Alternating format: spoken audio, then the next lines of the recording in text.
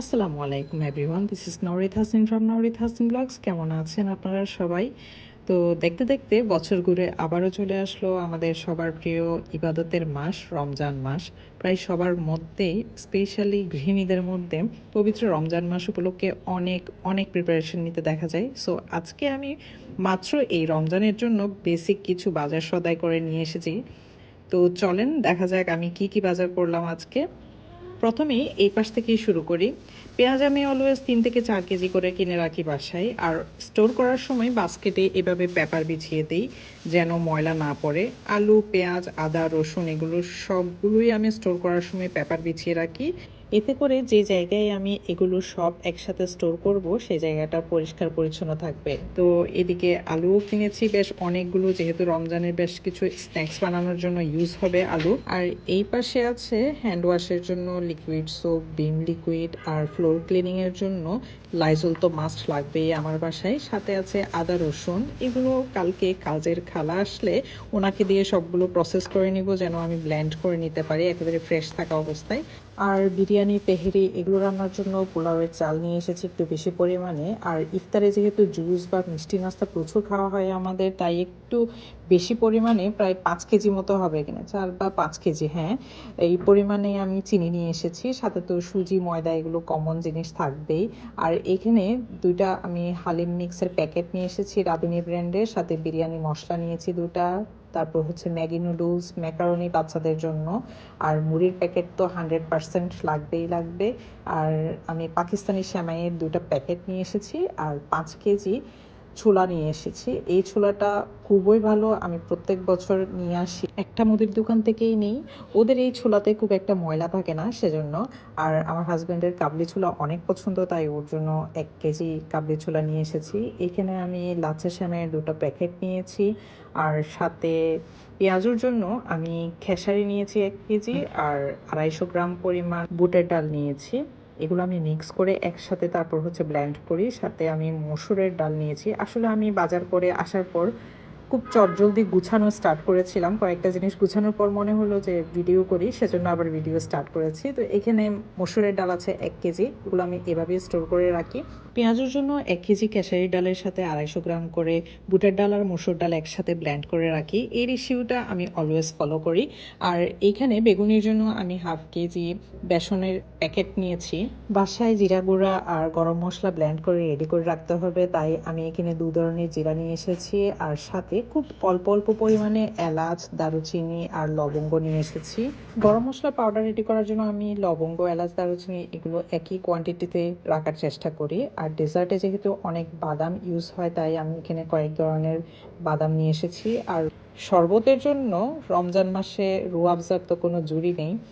আর এই পাশে আছে মুগ ডাল, তারপর মিল্ক পাউডারের প্যাকেট, দুধের তৈরি ডেজার্টে ইউজ করার জন্য একসাথে 2টা প্যাকেট আমি নিয়ে এসেছি। আপনাদের রমজানের প্রিপারেশন কেমন চলছে বা কেমন নিয়েছেন সেটা ভিডিওর কমেন্ট সেকশনে আমাকে জানাতে পারেন। ইফতার টাইমে ছোলার সাথে সালাদ খাওয়ার জন্য আমার অবশ্যই এই সরষের তেল খুব বেশি ইউজ হয়, তাই একটা নিয়ে এসেছি। আর সাথে আছে টক দইয়ের একটা বক্স। আর লাস্ট কয়েক মাস ধরে আমি দুধ চার মধ্যে চিনির পরিবর্তে এই ঝোলা গুড়টা ইউজ করছি, লিকুইড গুড়। সেজন্য 1 কেজি ওজনের একটা জার নিয়ে এসেছি। আর কিশমিশ তো লাগেই। আর এইখানে আমি কিছু স্লাইসড কাঠবাদাম নিয়েছি, এটা একটা রেডিমেড প্যাকেট ছিল, আমি বাসায় এসে তারপর হচ্ছে একটা কাঁচের জারে নিয়েছি। আর হচ্ছে বেকিং পাউডার, ঘি এগুলো তো রেগুলার ইউজ হয়ই। আর বাচ্চাদের জন্য আমি এখানে দেশি মুরগির ডিম নিয়েছি আলাদাভাবে, আর সাথে আছে ফার্মের মুরগির ডিম। বাসায় অলওয়েজ আমার বেকিং পেপার, ফয়েল পেপার আর হচ্ছে র্যাপিং পেপার এগুলো লাগে, তাই একটা একটা করে নিয়ে এসেছি। আর সাথে তো টিস্যু পেপার সব সময় থাকতে হয় বাসায়। তো আমি এগুলো সব স্টোর করার জন্য কিছু বাস্কেট পরিষ্কার করে ধুয়ে রেখেছি। এখন চলেন সবগুলো একে একে গুছাই আপনাদেরকে সাথে নিয়ে।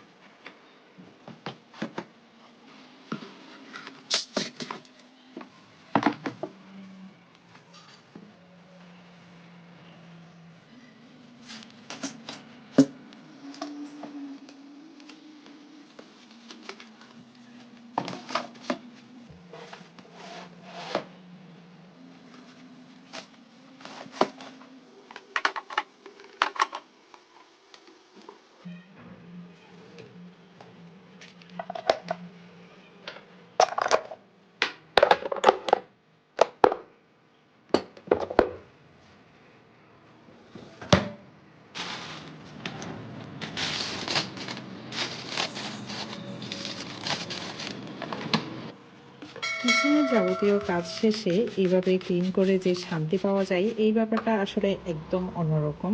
তো আজকের এই ছোট্ট ব্লগ থেকে আমি বিদায় নিচ্ছি এখন। সবাই ভালো থাকবেন এবং সুস্থ থাকবেন। আল্লাহ হাফেজ।